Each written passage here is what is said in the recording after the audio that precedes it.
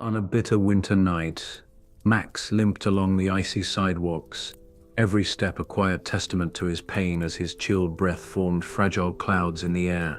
His hunger gnawed relentlessly while he searched for a refuge to rest amid the desolation. In a dimly lit alley where a solitary street lamp struggled against the darkness, Max discovered a dumpster overflowing with discarded scraps, half-eaten sandwiches and forgotten morsels that, though meager, promised enough sustenance for one more day of survival. Unbeknownst to him, a kind-hearted elderly man named Joe, wrapped in a heavy coat and scarf outside his small convenience store, observed Max with gentle concern.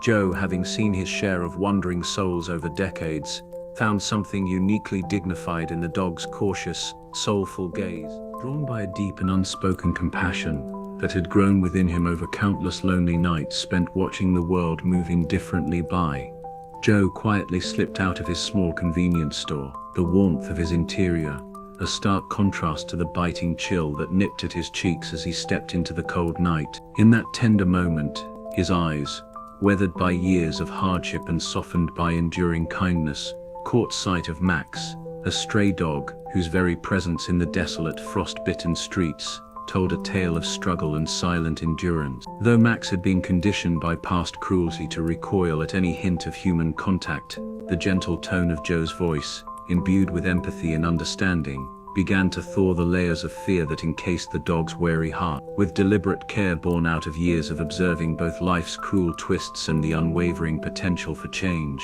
Joe reached behind the counter where forgotten remnants of meals from earlier in the day lay untouched. Among these, a leftover roast chicken, a humble yet heartfelt offering, became the symbol of hope and the beginning of a new chapter. As Joe cradled the warm dish in his calloused hands, without a trace of haste or condescension, he made his way slowly toward Max, softly calling out, "Hey there, buddy, are you hungry?" in a voice so gentle it seemed to hush even the cold winds that swept through the darkened street. In that single, quiet utterance, the power of genuine care transcended the boundaries built by past pain, and the comforting cadence of Joe's words began to dissolve the dog's instinctive fear, allowing him to glimpse a possibility of a world where trust could be rebuilt. Max, whose eyes reflected the bitter memories of neglect and abuse, hesitated as the gentle invitation reached his ears.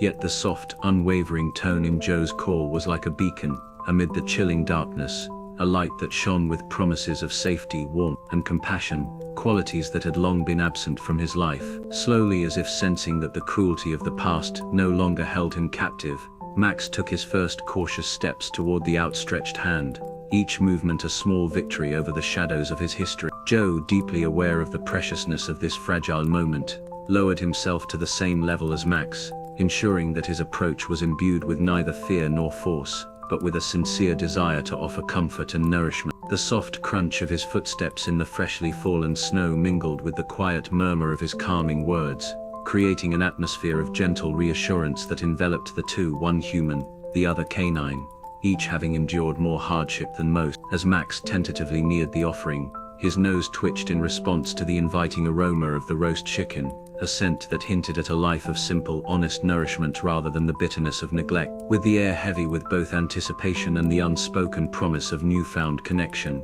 Max began to accept the food, his body language conveying a hesitant trust that had been absent for too long. In that singular act of shared sustenance, Joe's quiet kindness had achieved what many thought impossible. It had reached the heart of a creature long worn down by life's cruelty, gently mending the broken fragments of trust with each bite. The tender scene unfolded beneath the indifferent gaze of a frost-laden sky, yet within that small illuminated circle on the cold pavement, a powerful narrative of redemption and hope was being written. It was a moment that spoke to all who had ever felt alone, a reminder that even in the dead of winter, both literally and metaphorically, the warmth of genuine care can spark the beginning of healing. Joe's careful, uncomplicated act of sharing his humble meal was far more than an offering of food.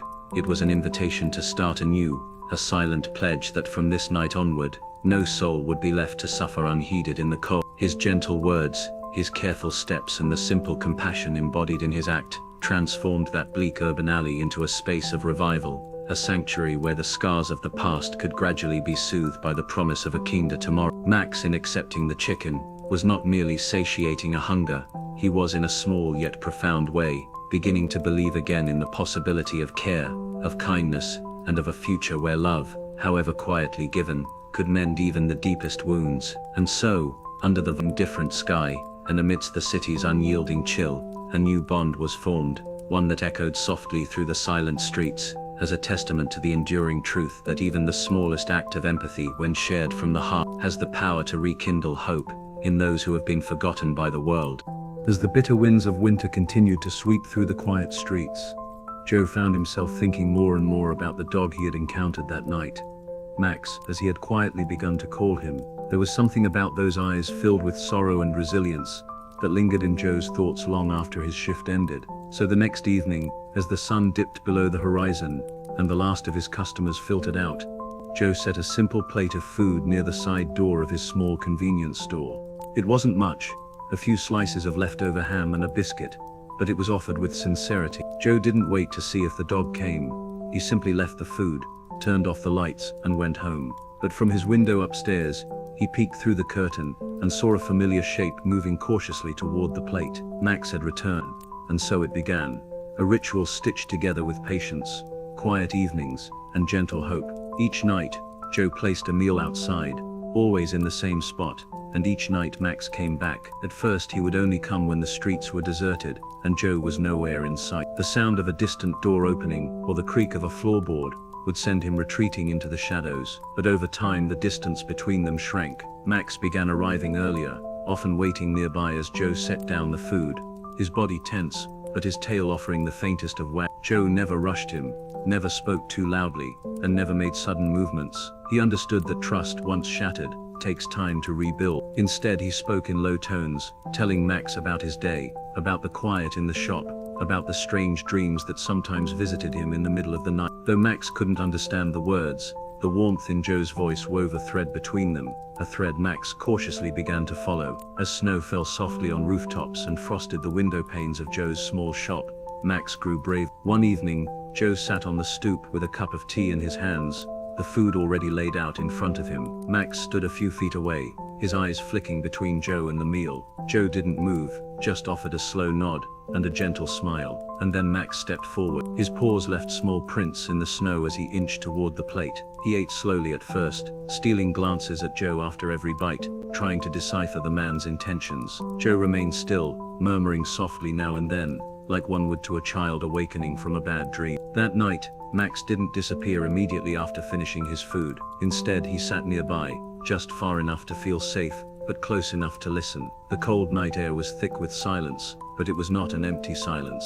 It was full of quiet understanding. Joe's heart swelled as he watched the dog's silhouette against the dim glow of the street lamp. Here was a soul who had known fear and betrayal, now choosing, slowly and on his own terms, to believe in kindness again. Over the following weeks, the bond grew stronger in a way that only quiet companionship can foster. Max began to linger longer after eating. Sometimes he'd stay until Joe finished his tea. Other times he'd follow him for a few cautious steps as Joe returned inside, only to retreat when the door creaked. Joe, respecting Max's boundaries, never forced the next step. Instead, he welcomed each small act of trust, like a sacred gift. One night, the wind was particularly fierce, howling down the alleyways like a wounded thing. Joe stood by the door, watching the snow swirl outside. He opened it just a little, holding a soft blanket in one hand. Max was there, curled up near the stoop, his body pressed tightly against the cold ground. Joe knelt down, speaking gently.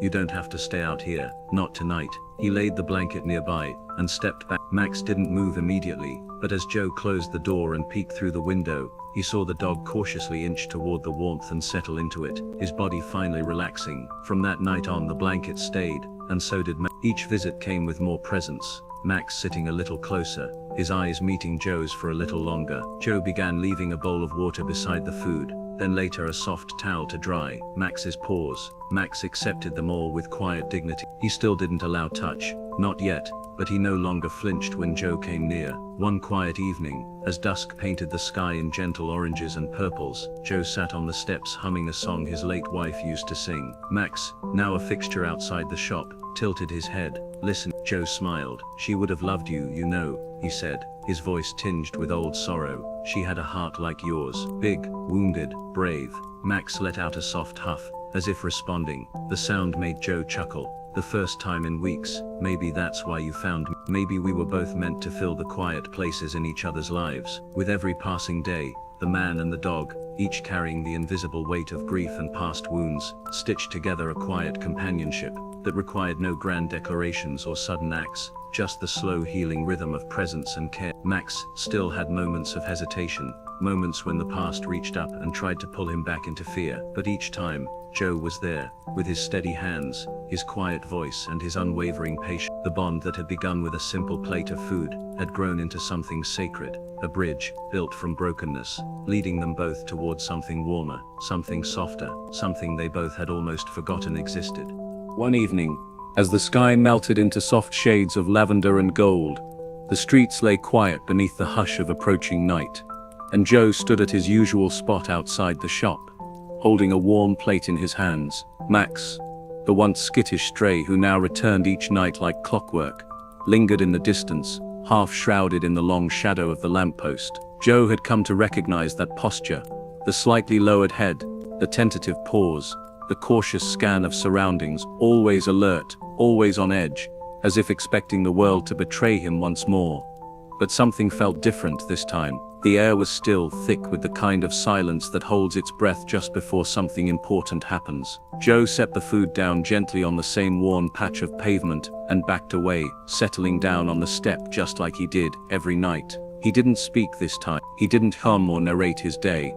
Instead, he sat there in the quiet, letting the weight of trust settle between them like snow that falls without sound. Max approached the food slowly, his body tense, but there was less hesitation now. He didn't wait until Joe turned his head. He didn't watch with suspicion as the man sat nearby. He simply stepped forward, his paws leaving soft prints in the dust, and began to eat. Bite by bite, Max chewed slower tonight, pausing between mouthfuls to lift his head and look at Joe, not with fear, not with suspicion, but with something closer to recognition. When he finished, instead of retreating as he always did, Max remained where he was, standing still as if contemplating something deeply personal. Joe noticed it, the way Max's ears twitched forward, not back, the way his tail, which had long hung low like a fading flag, gave the smallest uncertain sway. Joe didn't move, afraid even the creak of his shoe might break the spell of the moment. He could feel his heart pounding like a drum in his chest, not from fear, but from fragile hope. Slowly, without a word, he extended his hand, open palm, no demand, just a gesture, an offering, a bridge. Time seemed to stop in those seconds. Max didn't move at first. He simply looked at the hand, the lines on Joe's skin, the stillness of his fingers, the absence of threat. Then, taking one careful, deliberate step, Max closed the gap between them. Joe didn't breathe. Max leaned in, eyes focused, nose quivering, and then he did it. He pressed his nose gently, curiously against Joe's hand. The touch was brief, light as a feather, but in that moment, something extraordinary passed between them, something deeper than words, more honest than any promise, a silent agreement that neither of them was alone anymore. Joe felt his throat tighten, his eyes blur with tears that came unbidden. "Hey there," he whispered, his voice barely audible, as if louder words might shatter the magic. "Thank you." Max stepped back but didn't flee. He sat down a few feet away, his body relaxed in a way Joe had never seen before, as if he too understood the meaning of what had just happened. It was a simple gesture, one touch, one moment, but it was the kind of moment that rewrote everything. Joe stayed there for a long time, watching Max under the golden glow of the streetlight. The dog was still wary, still carried the weight of his past in the way his eyes darted at sudden sounds. But that night he had chosen connection over fear. He had allowed someone into the guarded space he had built around his heart, brick by painful brick. From that night forward, things changed between them. Max no longer waited for the world to be empty before coming to eat. He arrived earlier, lingered longer. Sometimes he would lie down near Joe's feet, just close enough to feel the man's presence. Joe began bringing out a small bowl of warm water, and once, Max drank, while Joe sat beside him, not moving, simply existing in shared silence. The bond deepened, not through dramatic gestures or grand breakthroughs, but in these tiny sacred exchanges. Each step Max took toward trust was like a note in a song that only the two of them could hear. Joe never rushed the process. He never tried to pet Max or pull him closer. He respected the dog's boundaries like one would a friend recovering from a long journey of grief. And Max in turn began offering more of himself, an unhurried lean against Joe's leg, a soft huff as he settled beside him,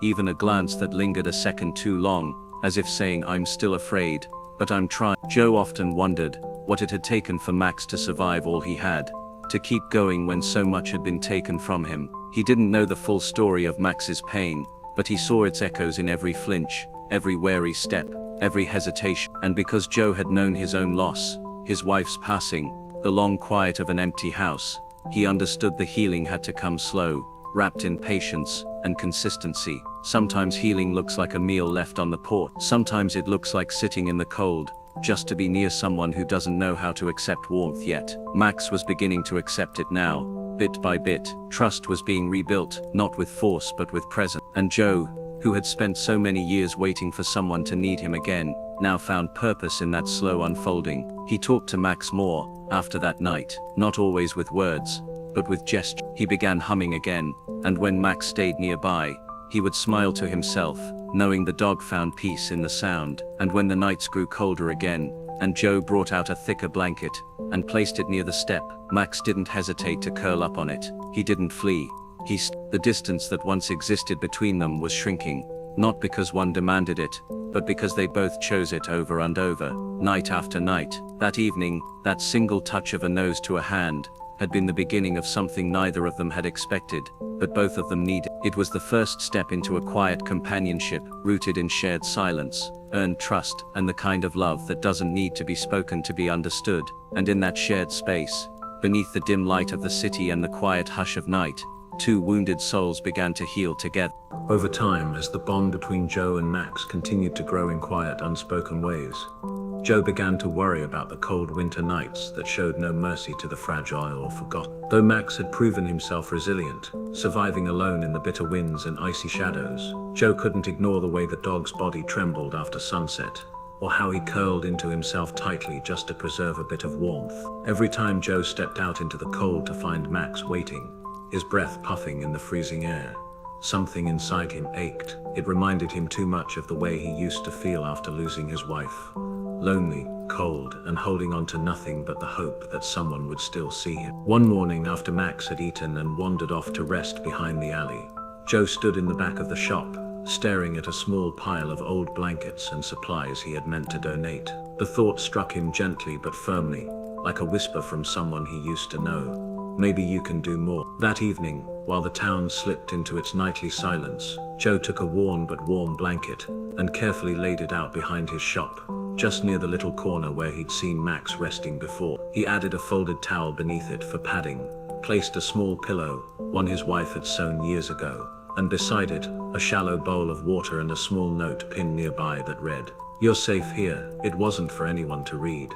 Not really, but Joe felt better writing it anyway. When Max returned that night, he hesitated. His cautious eyes swept over the new setup, and for a moment Joe feared it might scare him off. But Max approached slowly, sniffed the blanket, then glanced at Joe, who stood a few steps away with his hands tucked in his coat, his breath visible in the air. "It's for you," Joe whispered, though he wasn't sure if Max understood the words or just the tone. Max circled once, then again before finally curling up on the soft surface. The relief that flooded Joe's chest was so warm, so deep, it nearly brought tears to his eyes. For the first time since he had met the dog, he saw Max rest without being on edge. No sudden flinch, no startled looks over his shoulder, just a creature, tired and worn, finally letting go of tension, if only for the night. That moment, simple as it was, felt like a promise kept. In the days that followed, the space became a kind of haven, not just for Max, but for Joe as well. He began checking the bed every morning,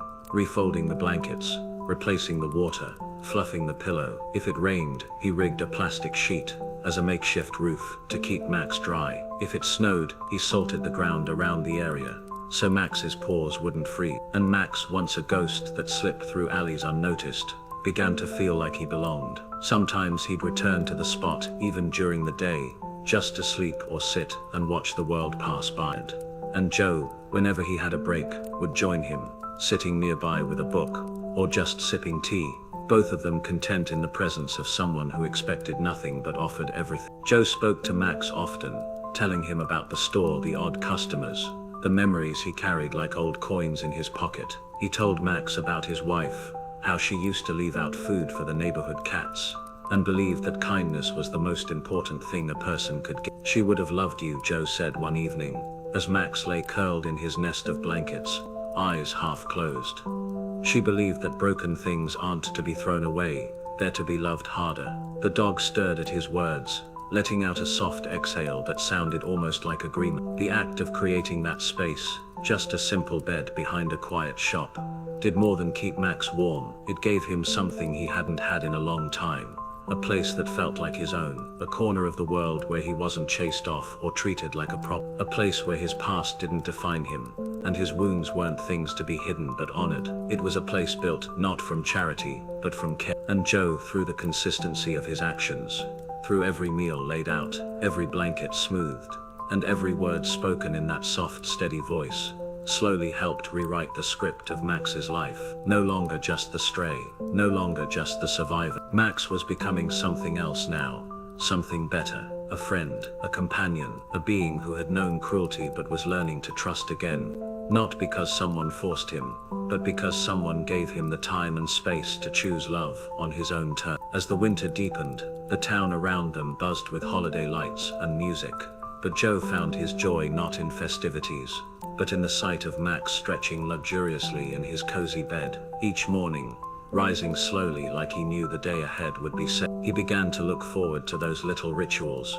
brushing snow off the bed, tucking an extra blanket near Max's paws, sitting nearby with a book, as the dog snored softly beside him. Their days began to blur into a quiet rhythm of care, a partnership without need for word. And in that quiet corner behind the shop, where snow once fell unkindly and shadows held only fear, a gentle peace now lived. Joe and Max had built something sacred, not through grand gestures, but through 1,000 small kindnesses, repeated day after day. A safe place, a new beginning, a home built with nothing more than patience, love, and the courage to believe that no matter how broken the past, healing was still possible. And every night, as Max curled once again into the soft warmth Joe had prepared for him, and Joe watched from his window upstairs with a cup of tea in hand, they both rested knowing that in a world that had taken so much, they had given each other something priceless in return.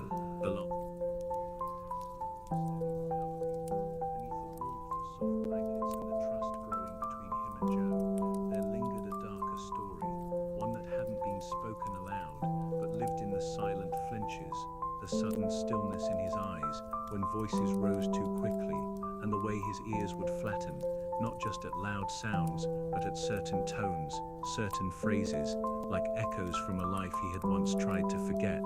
Long before the lonely alleyways and the biting winters, Max had not been astray. He had been loved, or at least he had known the beginnings of what love could be. He was brought home as a pup, tiny and eager, his eyes full of light and his tail constantly wagging, by a man named Alan. At first things were good. Alan smiled often, gave Max treats, played fetch in the backyard, and even let him curl up on the couch beside him during cold evenings. Max grew up thinking the world was warm, that humans were kind, and that home was a place you could trust. But life has a way of changing people, sometimes slowly and sometimes all at once, and somewhere along the way something in Alan changed.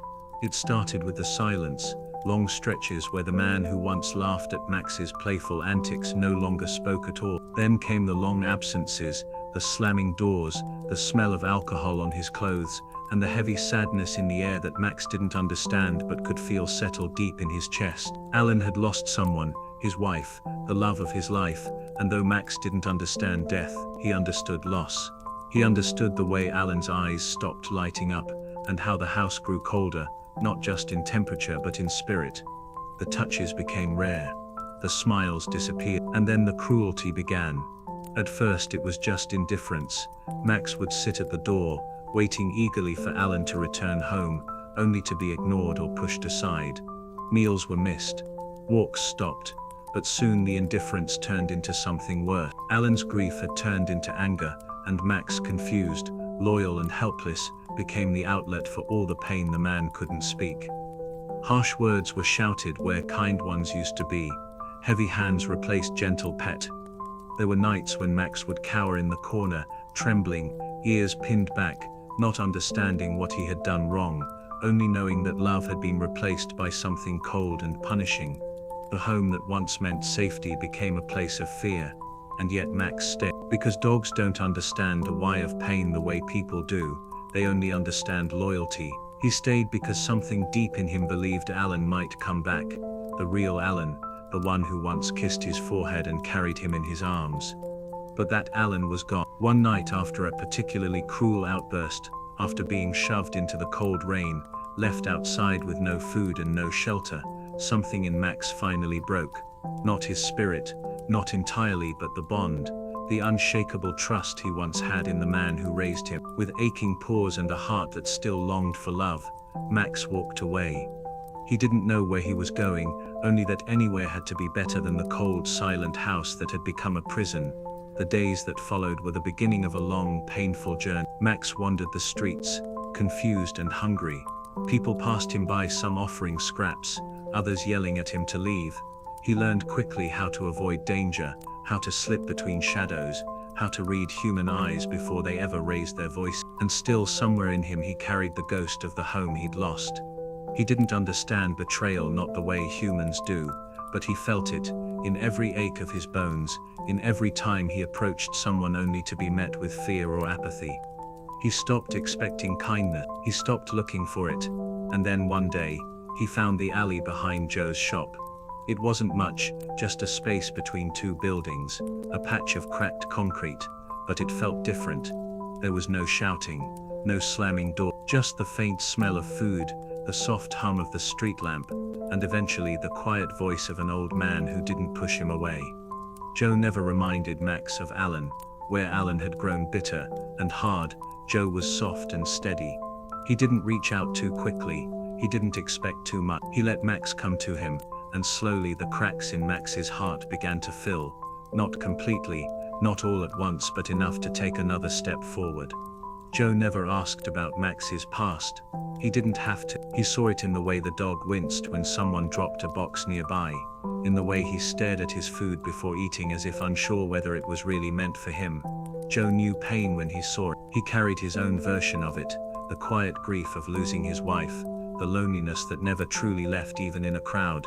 And perhaps that's why the bond between them grew so strong, because they didn't need words. They understood each other in the silences, in the small acts of care, in the way both of them showed up each day, a little stronger than before. Still, the past didn't disappear. Some nights Max would wake from a dream with a start, eyes wide, heart racing, as if he were back in that cold house again. Joe would hear the rustle of movement outside and come down, not to speak or to comfort with noise, but to sit near Max, offering presents over platitude. And slowly the shadows of Alan's cruelty began to lose their grip. Max learned that not every raised voice meant danger, that an open hand could be kind, that not all men who had known loss turned it into hate. Joe taught him that healing wasn't about forgetting, it was about knowing the pain, carrying it, and still choosing to hope. In that safe little corner behind the shop, with every blanket laid out, every bowl filled, every silent night spent side by side, Max's wounds began to close. He was still cautious, still hesitant, but he was no longer afraid of love. He had learned that love could hurt, but it could also heal, and Joe, through his quiet presence and unwavering care, had shown Max a truth that time and pain had tried to erase, that he was not broken beyond repair, that even the most hurt heart could find peace again, and that sometimes the family you lose is replaced by the one who finds you when you're at your lowest. That was the miracle Joe gave Max. Not just food, not just warmth, but the gift of believing in goodness again. And though Max never spoke, never told his story aloud, it lived in his eyes, eyes that now held something Alan had tried to take from him: hope. The painful past lingered like a shadow that never quite left. Even on the brightest mornings or the softest evenings, it clung to Max, not in obvious ways, but in the subtle ones. How his ears would twitch at certain tones, how he tensed when a stranger moved too quickly, how his eyes scanned every new face with the quiet question, "Are you safe?" Joe had learned to see these signs and respond with calm, with space, with unwavering presence. Their routine had become a peaceful one.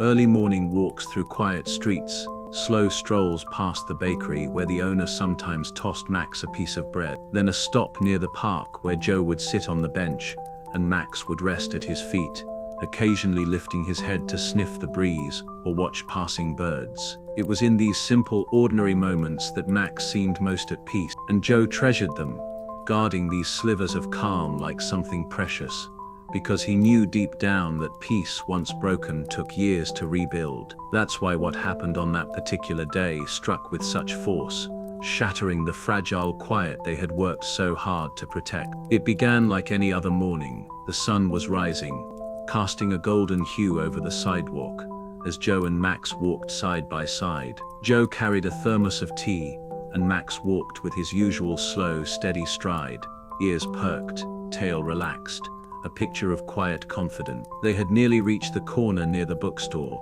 when a man stepped out from the alleyway just ahead. He was thin, hunched, wrapped in a tattered coat that looked too large for his frame. His face was lined, not with age, but with the wear and tear of a life lived hard, unshaven, eyes bloodshot, hands twitching slightly. He didn't look up at first, only muttered to himself as he stumbled forward. But when he finally raised his gaze, something shifted in Max. It was immediate, a full-body change, like watching calm water suddenly freeze. Max stopped in his tracks. His ears flattened, his tail stiffened, and then a low, unfamiliar growl began to build in his throat, deep, steady, protective.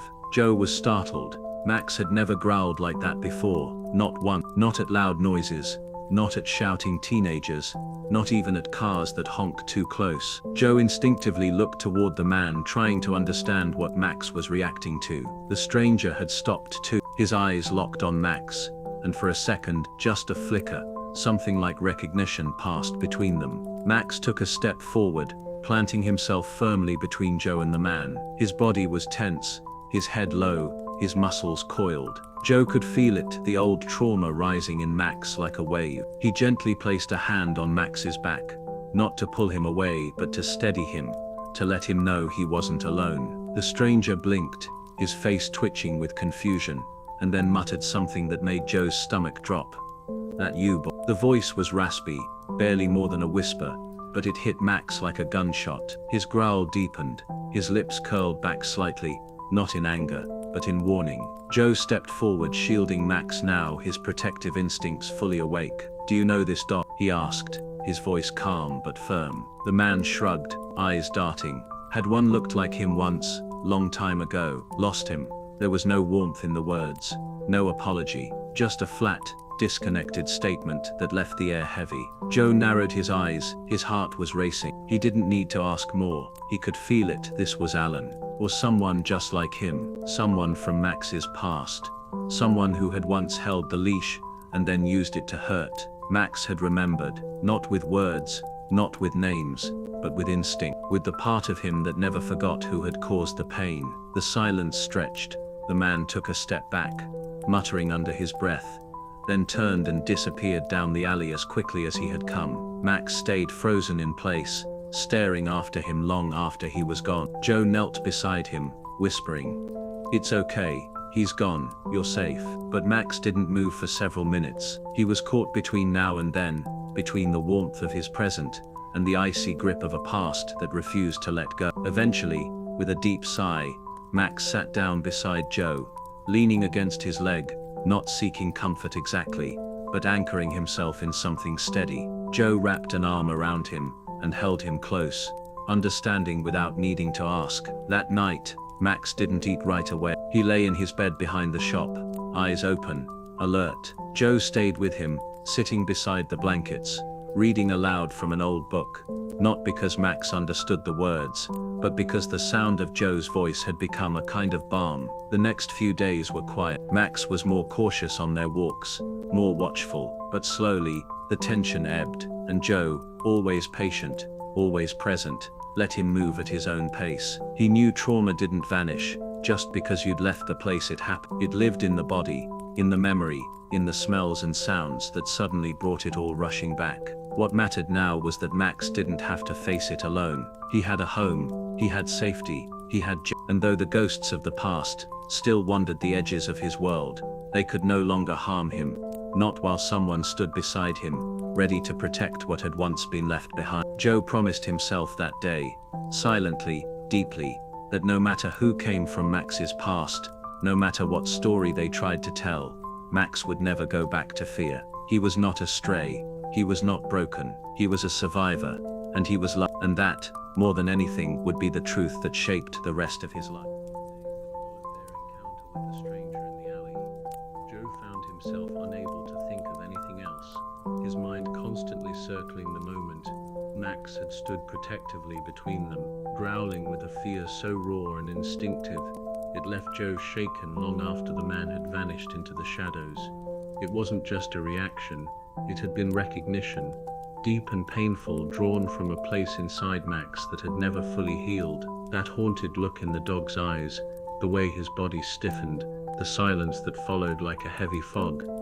It all pointed to a truth Joe had long suspected, but had hoped never to confirm. Max's story wasn't just one of abandonment, it was one of surviving cruelty, and now that past had come walking back into their lives, threatening the fragile peace they had built together. Joe's heart ached with a quiet rage, not just for what Max had endured, but for how he had carried it for so long, silently, bravely, without ever knowing when or if safety would find him. Sitting in the back room of his little shop, surrounded by old receipts and photos of his wife that he'd never had the heart to take down, Joe began piecing together what he knew. Max's reaction, the stranger's voice, that chilling phrase, "That you, boy," all of it led back to Alan. It had to. Joe hadn't needed a name to know. The damage was written in Max's bones, and it was clear that man had once owned Max, had once been trusted by him, and had betrayed him in ways that left marks far deeper than any wound on the skin. That night,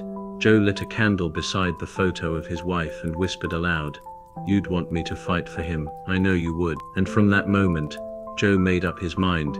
He would protect Max at any cost, even if it meant standing toe-to-toe with the past, and confronting the man who had tried to break such a beautiful soul. The next morning, Joe began making calls to the local vet, to animal welfare groups, to legal aid offices. He asked questions, took notes, scribbled down every law he could find about animal ownership, about abandonment, about abuse. He learned quickly that things weren't simple. Legally, Max might still be considered Alan's dog, depending on whether Alan could produce proof of ownership. The thought made Joe sick. Proof of ownership. As if that man deserved to claim Max after all he'd done. As if paper could erase pain. Joe knew he needed more than emotion. He needed facts, witnesses, evidence. He visited the local vet's office, where Max had been treated a few weeks back for a minor paw injury. The vet remembered Max. He was nervous at first, she told Joe, but you were so patient, he trusted you. That means something. She agreed to write a letter describing Max's condition and demeanor when Joe brought him in, the signs of past trauma, the slow return to health, the clear bond between them. Joe also reached out to neighbors, shop owners, even the mail carrier, anyone who had seen Max consistently by his side over the past months. Most were more than willing to help. Some shared photos they had taken, Max curled up outside the store, Max walking beside Joe, Max resting peacefully on his blanket. Little by little, Joe built a case, not just a legal one, but a moral one, a story of recovery and care, and the undeniable connection between two beings who had found each other when they both needed it most. Still, the anxiety hung over him like a storm cloud. He knew Alan, or rather he knew men like him, the ones who couldn't accept loss, who lashed out at anything weaker than themselves. Joe feared that if Alan returned, if he pushed hard enough, he might win. The law didn't always see hearts. Sometimes it only saw signature. One evening, as Max lay beside the heater, his head resting on Joe's foot, Joe looked down at him and whispered, "I won't let anyone take you."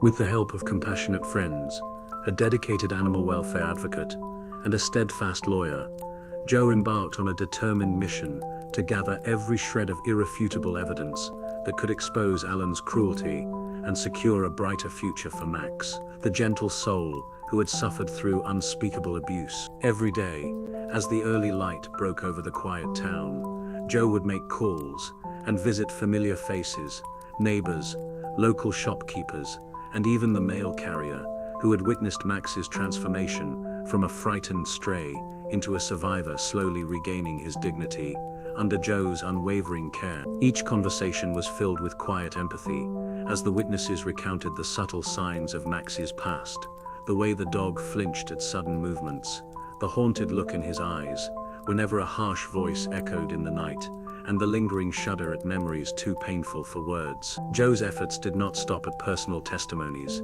He painstakingly collected weathered veterinary records that detailed Max's injuries, a series of scars and bruises that told a story of neglect and abuse under Alan's harsh grip. The records were filled with notes written in careful, clinical handwriting that described the dog's malnutrition, the slow healing wounds, and the repeated treatments for infections that reoccurred as a result of mistreatment. In addition to these documents, Joe secured a series of poignant photos, snapshots taken by kind souls who had captured moments when Max, despite his battered past, exhibited a spark of resilience, a soft gaze, a tentative wag of his tail, or a momentary calm that spoke louder than words ever could. Each image was a silent testimony to both the horrors he had endured and the gentle rebirth that was occurring under Joe's tender care. The animal welfare advocate, a woman whose eyes shone with both grief for the suffering she'd seen and resolve to change the fate of neglected animals, helped Joe connect with experts in canine behavior and legal rights. She explained how a dog's trust once betrayed could take years to rebuild, and how every small act of kindness could be a turning point in that fragile process. With her guidance, Joe learned about the legal intricacies of animal ownership, and the unfortunate fact that sometimes, despite a dog's current well-being and undeniable transformation, the shadow of past ownership claims could still loom large in court. This knowledge spurred him on even more determinedly.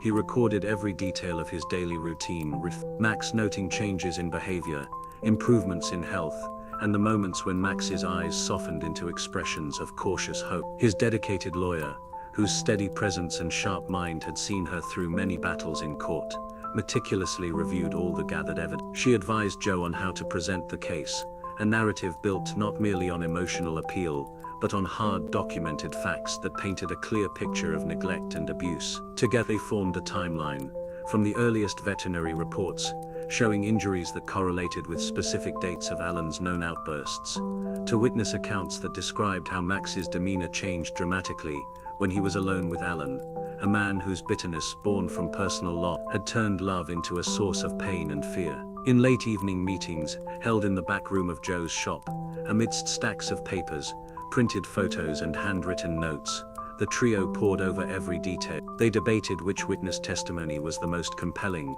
which photograph captured the essence of Max's suffering, and which part of the veterinary record should be highlighted to reveal the pattern of neglect. Every piece of evidence was treated as sacred. Each document was a step toward not only winning the legal battle, but also affirming that justice could prevail over cruelty. Joe's heart, already burdened with the sorrow of knowing what Max had endured, pounded with both fear and a fierce protective love as he realized the magnitude of the task ahead. He knew that securing Max's future was not just about the legalities, but about restoring hope to a life that had been marred by betrayal and abuse. There were nights when Joe could not sleep, haunted by visions of Max trembling in the cold, his soulful eyes reflecting memories of pain that no creature should ever carry. In those silent hours he would whisper promises to Max, pledging to fight for him relentlessly, to ensure that the dog whose very existence now symbolized resilience and recovery would never again be subject to the cruelty of a man like Al. Slowly, as days bled into weeks, the evidence began to form a compelling tapestry, a narrative of neglect and abuse interwoven with threads of kindness and the transformative power of a caring heart.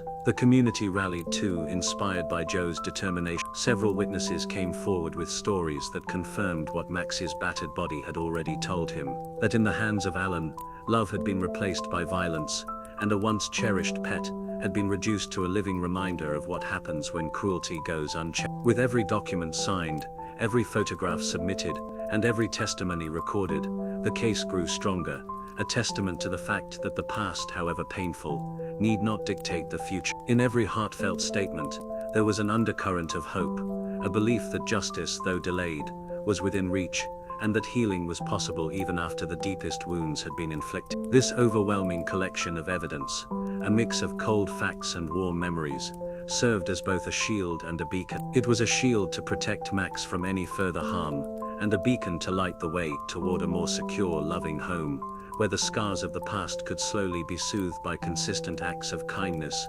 understanding and legal redress. And so, with the support of compassionate friends, a tireless advocate who believed in the power of second chances, and a lawyer who was as steadfast as she was brilliant, Joe prepared to take his fight to the courtroom. He knew that the legal battle ahead would be grueling, and that the echoes of Alan's cruelty might attempt to resurface in unexpected ways, but he was resolute. Every piece of evidence was a promise that Max's future would be one of safety, love and the kind of healing that comes when truth and justice finally prevail over darkness and despair. In that single brave moment of gathering evidence, Joe not only carved a path for Max's redemption, but also reaffirmed his own belief that even the most shattered pasts could one day be replaced by a future built on hope, dignity and unwavering compassion. As the trial finally reached its conclusion, and the courtroom fell into a tense silence waiting for the verdict, Joe sat with his hands clenched tightly, his eyes fixed on Max, who lay quietly at his feet,